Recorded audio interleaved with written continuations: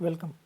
आज हम central place theory के बारे में बात करेंगे कि सेंट्रल प्लेस थ्योरी क्या थी, इसको किसने दिया, सेंट्रल प्लेस थ्योरी के असम्पशंस क्या थी, उसकी लिमिटेशंस क्या थी, इसके बारे में बात करेंगे। सबसे पहले इसके इंट्रो के तौर पे अगर हम देखें तो सेंट्रल प्लेस थ्योरी जो थी वो वोल्टर क्रिस्टलर ने दी थी, जो एक जर्मन इकोनॉमिस्ट था। 1933 के अंदर उसने इस थ्योरी को दिया। उसने एक पुस्तक थी उसकी, एक central places in southern Germany, उसके अंदर इसका जिक्र किया। और जो ये थ्योरी है इसका नेचर जो है वो डिटर्मिनिस्टिक नेचर है, यानी कि उसने कुछ सोचा भी ऐसा हो सकता है, ऐसा हो सकता है। जैसे फॉर एग्जांपल हम सोचते हैं कि आज गर्मी ज़्यादा है तो लूज थोड़े ढीले ढाले वस्त्र पहनते हैं, ठंड ज़्यादा है तो थोड़े वुलन के वस्त्र पहनते हैं। इस प्रकार से उसकी जो थ्योरी थी वो इस प्रकार के एजम्पशंस पे आधारित थी। तो इसलिए इस का जो नेचर था वो क्या था, डिटर्मिनिस्टिक नेचर था। उसके बाद में बात आती है कि इस थ्योरी को बनाने के पीछे क्रिस्टलर का एम क्या था। तो सबसे पहले क्रिस्टलर ने इस थ्योरी को बनाने के अंदर उसने सोचा क्या कि शो करना किस चीज़ को, नंबर को, लोकेशन को, साइज़ को, शेप को, स्पेसिंग को, इन सब चीज़ों को क्या करना था, शो करने के लिए किसी भी एक अर्बन सेटलमेंट के अंदर, अर्बन सेटलमेंट का अंदर उसकी लोकेशन क्या होगी, उसका साइज़ क्या होगा, उसकी शेप क्या होगी, ये सब चीज़ें शो करने के लिए किसने सोचा, वोल्टर क्रिस्टलर ने सोचा और सेंट्रल प्लेस की थ्योरी दी। इससे पहले जो दो टॉपिक चर्चा की थी हमने, उसके अंदर हमने देखा था कि एक तो था प्राइमेट सिटी का और दूसरा रैंक साइज रूल का। वो दोनों के दोनों पॉपुलेशन के ऊपर आधारित थे, लेकिन वोल्टर क्रिस्टलर का ये सेंट्रल प्लेस थ्योरी ये पॉपुलेशन के ऊपर आधारित ज़्यादा ना होकर प्लेस के ऊपर आधारित थी, स्थान के ऊपर ज़्यादा आधारित थी। उसके बाद में जिक्र करते हैं कि उसकी जो थ्योरी थी उसकी असम्पशंस क्या थी। तो सबसे पहले वोल्टर क्रिस्टलर ने कहा कि जो स्थान होगा, जिसे स्थान के ऊपर वो अर्बन सेटलमेंट होगी, वो स्थान क्या हो, आइसोट्रोपिक हो, यानी ना प्लेट्यू हो, ना केवल यानी प्लेट्यू प्लेन माउंटेन्स ना हो, एक तरीके का स्थान हो, केवल एक जैसा हो, बिल्कुल फ्लैट लैंड हो, एक जैसा, लाइक जैसे कोई भी बोर्ड है बिल्कुल प्लेन एक जैसा हो, समतल स्थान हो, इस प्रकार का उसने आइसोट्रोपिक सरफेस माना। उसके बाद में उसका मानना था कि इवन डिस्ट्रीब्यूशन ऑफ पॉपुलेशन होना चाहिए, जिस स्थान के ऊपर ये अर्बन सेटलमेंट बने उसकी जो पॉपुलेशन का वो बिल्कुल सम तरीके से क्या हो, डिस्ट्रीब्यूशन हो। उसके बाद में जो लोग हैं वहाँ पर निवास करने वाले, उनकी क्या होनी चाहिए, इनकम जो है वो सेम हो और उनकी डिमांड सेम हो, यानी एक को अगर 2 किलो डिटर्जेंट चाहिए तो दूसरे को भी 2 किलो डिटर्जेंट की वो मांग करे, यानी कि इस प्रकार से उसका मानना था कि सेम डिमांड हो, सेम उनका इकोनॉमिक स्टैंडर्ड हो, इनकम भी सेम हो। वोल्टर क्रिस्टलर ने मैन को क्या कहा, पीपल्स को क्या कहा, एक इकोनॉमिक मैन के तौर पे कहा, उनको रेशनल कहा। वैसे रेशनल के कई मीनिंग होते हैं, लेकिन यहाँ पर हम रेशनल का मीनिंग देखेंगे, वो इकोनॉमिक मैन के तौर पे, यानी कि वो केवल क्या हो, आदमी को उसने एक इकोनॉमिक मैन के तौर पे रखा, यानी जो केवल धन अर्जित करने के लिए काम करता हो।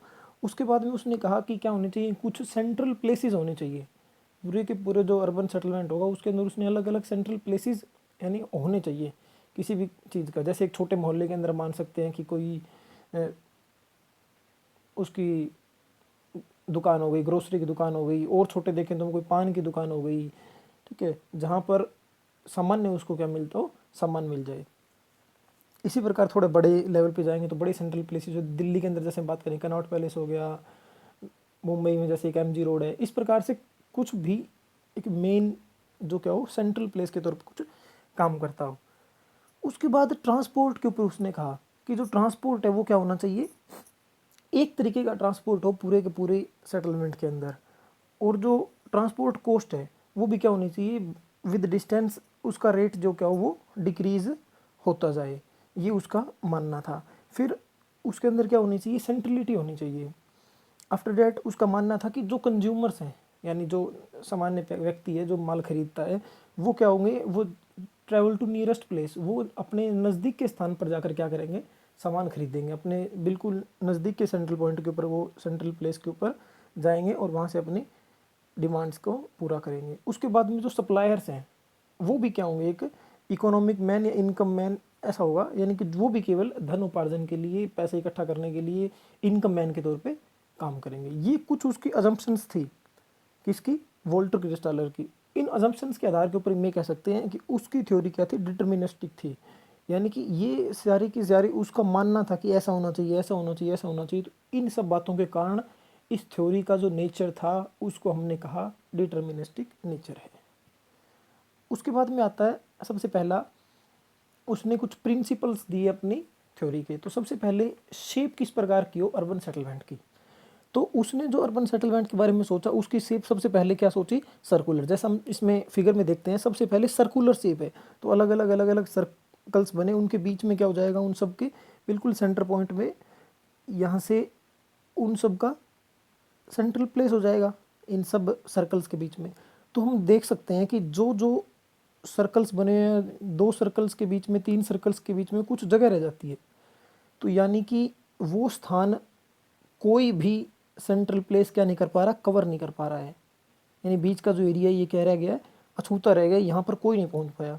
उसके बाद क्या हुआ, धीरे धीरे इन सब सर्कल्स ने क्या किया, एक दूसरे की तरफ बढ़ना शुरू किया। ये इन सब सर्कल्स के जो सेंट्रल प्लेस है, उन्होंने क्या किया, थोड़ा अपना एरिया बढ़ाया, और आसपास का जो ये रीजन है, यानी बीच का रीजन भी और एक दूसरे सर्कल के रीजन के अंदर भी उन्होंने क्या किया, एरिया बढ़ाया।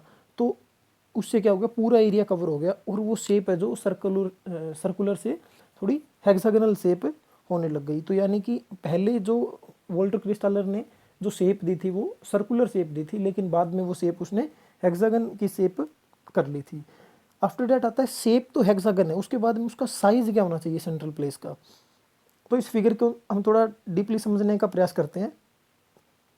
सबसे पहले लोएस्ट ऑर्डर, उसके बाद में लोअर ऑर्डर, फिर मिडिल ऑर्डर, फिर हाईएस्ट ऑर्डर। किस हिसाब से देख सकते हैं, पूरी शेप के अंदर सबसे पहले बीच में बिल्कुल छोटा सा एक बिंदु लगा है और छोटा सा सर्कल बना हुआ है, वो सबसे लोवेस्ट ऑर्डर हम उसको मान सकते हैं। वैसे इस पूरी शेप के अंदर लोवेस्ट ऑर्डर है नहीं, लेकिन हमने इसको दिखाने का प्रयास किया है कि लोवेस्ट ऑर्डर हम मान सकते हैं। उसके बाद में जो पहला हेक्सागन है जिसके अंदर ये लोवेस्ट ऑर्डर हमने दिखाया है, उसको हम लोअर ऑर्डर मानेंगे। उसके बाद में इसके बाहर 6 हेक्सागन बने हुए हैं जिनके बीच में 6 डॉट लगा रखे हैं, 6 बिंदी लगा रखे हैं। तो ये 6 जो हेक्सागन हैं, इन 6 हेक्सागन के बीच के एक एक सेंट्रल पॉइंट है, और ये अपने अपने सेंट्रल प्लेस के तौर पे काम करते हैं, और अपने पूरे हेक्सागन को क्या कर रहे हैं, ये कवर करते हैं, उस एरिया के लोगों को बेसिक सुविधाएं प्रोवाइड करवाते हैं।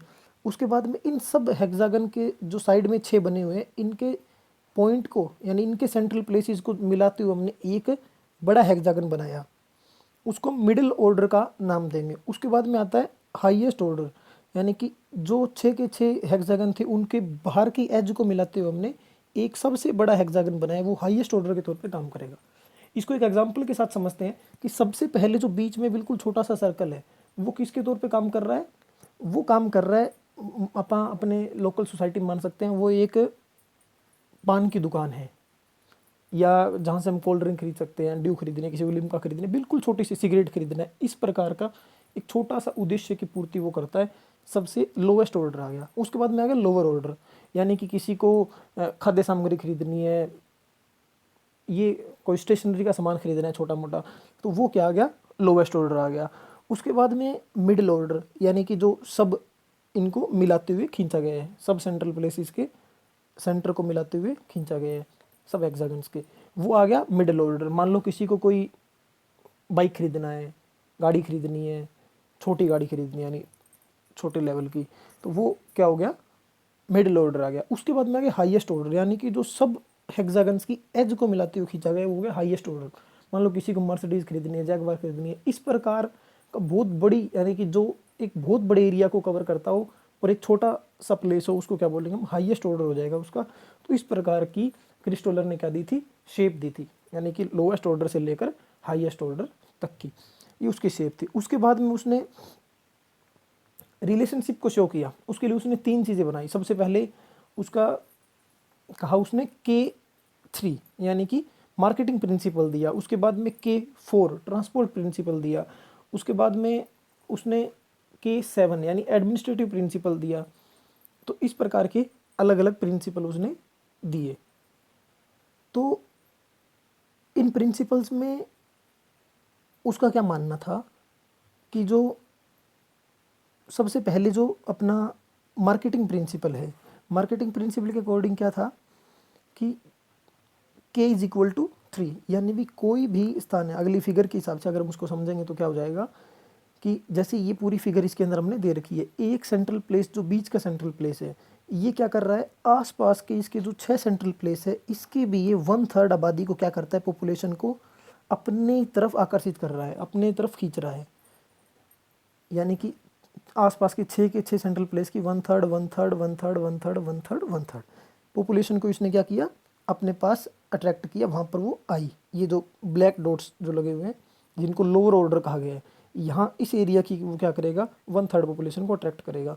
तो 1/3 पॉपुलेशन 6 स्थानों की हो गई और +1, इसमें देखें तो हम 1/3 इंटू 6, 1/3 इंटू 6 क्या हो जाएगा 2 और प्लस में 1, यानी वो खुद, ये खुद भी क्या कर रहा है, अपने जितने इसके लोग हैं उन सब की बेसिक नीड्स पूरी कर रहा है, इन सब की जो ज़रूरतें उनको पूरा कर रहा है। तो ये खुद के भी हो गया और 2 हो गए, तो 2 + 1 इज इक्वल टू 3, तो k इज इक्वल टू 3। इस प्रकार का जो क्रिस्टलर था उसका मानना था कि इस प्रकार का उसने इसको रखा, मार्केटिंग प्रिंसिपल। उसके बाद में दूसरे नंबर पर आता है अपना ट्रांसपोर्ट प्रिंसिपल। ट्रांसपोर्टेशन प्रिंसिपल के अंदर उसने k इज इक्वल टू 4 का मॉडल दिया। उसके अंदर क्या मानना था कि इसको भी हम फिगर के साथ देखते हैं कि इसमें क्या होगा, जो आसपास के जो स्थान है वहाँ की 1/2 पॉपुलेशन को क्या करेगा, ये अपनी तरफ सेंट्रल प्लेस क्या करेगा, अट्रैक्ट करेगा। लोएस्ट ऑर्डर की जो पॉपुलेशन है उसको क्या करेगा, अपनी तरफ आकर्षित करेगा। तो अपनी तरफ ये बीच वाला पॉइंट जो अट्रैक्ट करेगा सेंटर, मेन सेंट्रल प्लेस जो हायर ऑर्डर का सेंटर है, वो लोअर ऑर्डर के सेंटर की पॉपुलेशन 1/2 पॉपुलेशन को क्या करेगा, अपनी तरफ अट्रैक्ट करेगा। तो 1/2 पॉपुलेशन कितने स्थानों की आई, 6 स्थानों की। तो 1/2 इंटू 6 ये 3 हो गए। तो एक हिसाब से अगर हम देखें तो यानी कि बड़े तो हाई ऑर्डर के 3 स्थानों की पॉपुलेशन को क्या कर रहा है, ये इनडायरेक्टली अपने अंडर कवर कर रहा है, और एक खुद का हो गया इसका। तो 3 + 1 इज इक्वल टू 4, यानी कि k इज इक्वल टू 4। ये मेनली मोटे तौर पर अगर अपन इसको समझें तो ये क्या कर रहा है, एक 4 हायर ऑर्डर सेंटर्स की पॉपुलेशन जितनी होनी चाहिए उसको क्या कर रहा है, ये कवर कर रहा है, उतने लोगों की नीड्स को क्या कर रहा है, ये पूरा कर रहा है। उसके बाद में इसने थर्ड एडमिनिस्ट्रेटिव प्रिंसिपल दिया। एडमिनिस्ट्रेटिव प्रिंसिपल के अंदर इसका क्या मानना था कि जो सेटलमेंट क्या करेगी, पूरी एडमिनिस्ट्रेटिव, एक एडमिनिस्ट्रेशन कितने एरिया को कवर करेगी। तो उसके हिसाब से अगर हम फिगर से देखें तो क्या होगा, एक जो सेंट्रल प्लेस है वो आसपास की 6 सेंट्रल प्लेसेस की पॉपुलेशन को क्या करेगा, अट्रैक्ट करेगा, और एक उसका खुद का हो गया। मान लो दिल्ली का अपन उदाहरण ले लेते हैं, जैसे दिल्ली का जो मेन पुलिस हेडक्वार्टर्स है, एडमिनिस्ट्रेटिव बात कर रहे हैं, तो मान लो मेन पुलिस हेडक्वार्टर है जहाँ पर बना हुआ है, वो क्या कर रहा है, अपने आसपास के लोगों को भी क्या कर रहा है, उसके आसपास में जितनी चौकियाँ हैं भी, जितने बड़े थाने हैं, उन सब की जो नीड्स है वो उनको भी पूरा कर रहा है। वहाँ पर जो SHOs हैं, SP हैं, DSP हैं, उन सब की बातों को भी, उन सब के कामों का भी वो ध्यान रख रहा है।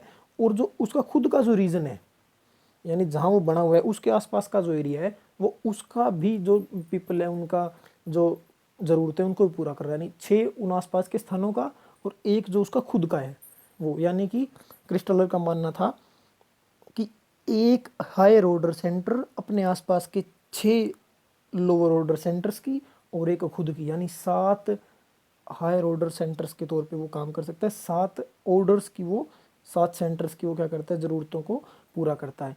इस प्रकार के उसने क्या दिए, 3 प्रिंसिपल, K3 K4 K7। पहला था अपना मार्केटिंग प्रिंसिपल, दूसरा था ट्रांसपोर्टेशन प्रिंसिपल, और थर्ड था एडमिनिस्ट्रेटिव प्रिंसिपल। तो ये प्रिंसिपल्स क्रिस्टलर ने दिए। उसके बाद में क्रिस्टलर की थ्योरी के फ़ायदे क्या क्या थे, advantages of central place theory.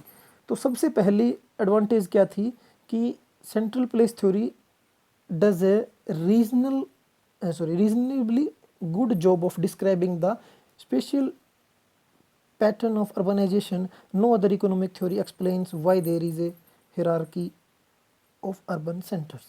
अब तक की ऐसी कोई भी थ्योरी नहीं थी जिसने अर्बन हायरार्की को क्या एक्सप्लेन करने का प्रयास किया थी, इसने इसका प्रयास किया था। उसके बाद में आता है central place theory describe the location of trade and service activity.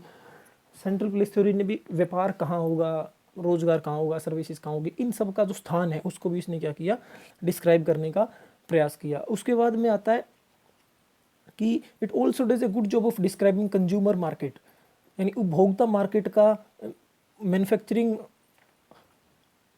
Oriented स्थान को भी इसने डिस्क्राइब करने का प्रयास किया। तो ये तीन मोटे तौर पर हम इसके एडवांटेज मान सकते हैं।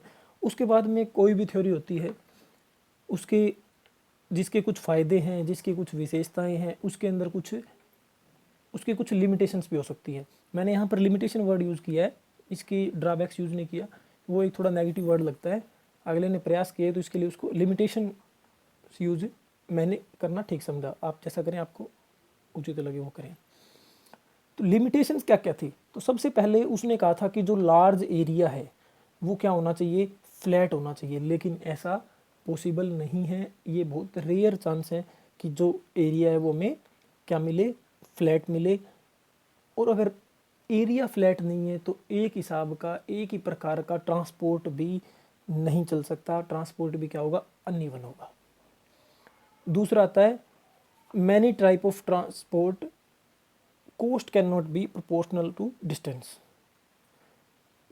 ट्रांसपोर्ट एक प्रकार का हो नहीं सकता, ट्रांसपोर्ट अलग अलग प्रकार का चलाना पड़ेगा। क्रिस्टोलर का तो मानना था कि ट्रांसपोर्ट एक ही प्रकार का होना चाहिए, लेकिन एक लार्ज एरिया के लिए क्या होगा, अलग अलग प्रकार का ट्रांसपोर्ट सिस्टम डेवलप करना पड़ेगा। तो उससे क्या होगा, उसने कहा था कि transport cost with distance decrease होनी चाहिए। बट अलग अलग ट्रांसपोर्ट होगा, महंगा होगा, डिस्टेंस बढ़ेगा तो रेट भी बढ़ेगा, तो डिस्टेंस के साथ साथ ट्रांसपोर्ट कॉस्ट भी इंक्रीज हो जाएगी। उसके बाद आता है people and wealth are not evenly distributed.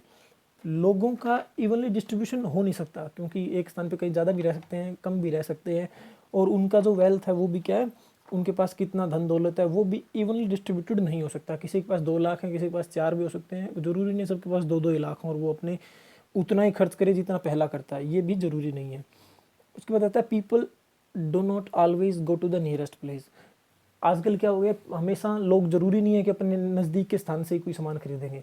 आजकल लोग दूर दूर के स्थानों पर जाकर भी सामान खरीदते हैं। जैसे हरियाणा का एग्जांपल ले सकते हैं, यहाँ अपने आसपास के स्थान से कुछ सामान खरीदने की वजह सोचते हैं तो लोग दिल्ली जाते हैं, इस बहाने वहाँ से सामान ले आएंगे और अपना दिल्ली जाना भी हो जाएगा। इसलिए ये कह सकते हैं कि ज़रूरी नहीं है कि लोग अपने नियरेस्ट प्लेस से सामान खरीदें। तो ये भी एक इसकी लिमिटेशन थी। उसके बाद आता है purchasing power of people can not same. इसने कहा था कि लोगों की परचेजिंग पावर वो क्या होनी चाहिए, सेम होनी चाहिए। लेकिन ज़रूरी नहीं हर व्यक्ति की परचेजिंग पावर सेम हो। किसी की हैसियत कुछ सस्ता खरीदने की होती है, किसी की ऐसे स्विफ्ट की होती है, किसी की मर्सिडीज़ की होती है। तो वो क्या है, लोगों की परचेजिंग पावर क्या नहीं हो सकती, सेम नहीं हो सकती, उनका वेल्थ सेम नहीं हो सकता। उसके बाद आता है now in this time shopping habits of people, shopping habits लोगों की चेंज होती जा रही है। कैसे होती जा रही है कि पहले मान लो नियरेस्ट प्लेस से सामान खरीद भी लेते थे, लेकिन आजकल क्या हो रहा है, वो कोई मल्टी स्टोर्स में जाने का सोचते हैं, बड़े स्थान से जाकर सामान खरीदने का सोचते हैं। उसके बाद में आता है ये जो थ्योरी थी वो किसके लिए, एग्रीकल्चर के लिए तो ठीक थी, एग्रीकल्चर अगर प्लेस हो उसके लिए तो ठीक थी। लेकिन अगर इंडस्ट्रियल और पोस्ट इंडस्ट्रियल रीजन है तो ये थ्योरी है वो सूटेबल नहीं बैठ पाती है। उसके बाद में ये जो थ्योरी है वो कहाँ पर हुई, Germany, western part of Germany को कवर करती है।